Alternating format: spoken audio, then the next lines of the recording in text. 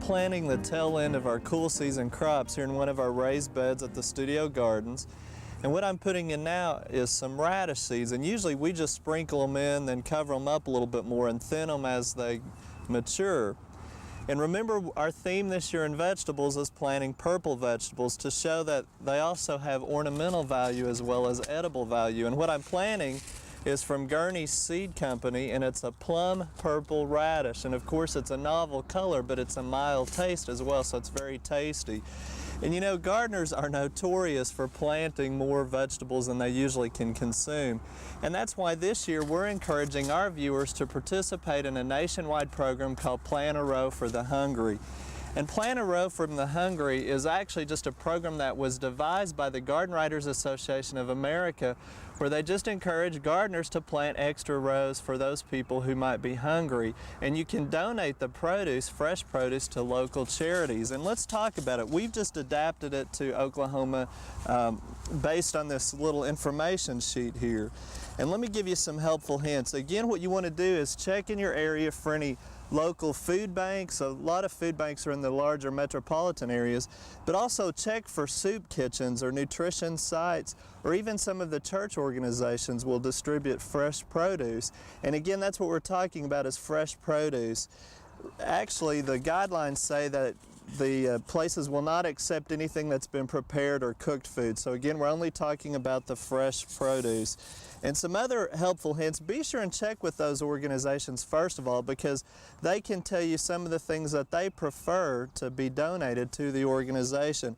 And of course, if you have any specific questions, you can always check with your county health department. And also, I'd encourage you to space your plantings out successively. And what that means is, don't plant everything at the same time. You'll notice over here that we've been harvesting radishes throughout the winter time thanks to our cold frame. But usually, even the seed packets will encourage you to plant every week or every 2 weeks, so you'll have things coming off at different times. But again, most gardeners have a tendency to have too much coming off at one time. And again, this program is excellent for you to share those particular things. And of course, you want to make sure that you grow everything in a safe manner, that you follow directions on pesticides, those types of things. And also check, you know, with your watering systems to make sure that everything is a-okay as far as that aspect too.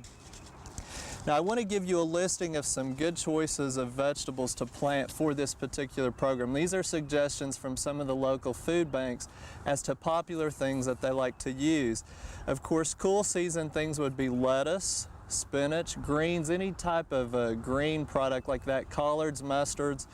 And then the warm season crops could be squash, corn, okra, beans, peas, potatoes, sweet potatoes.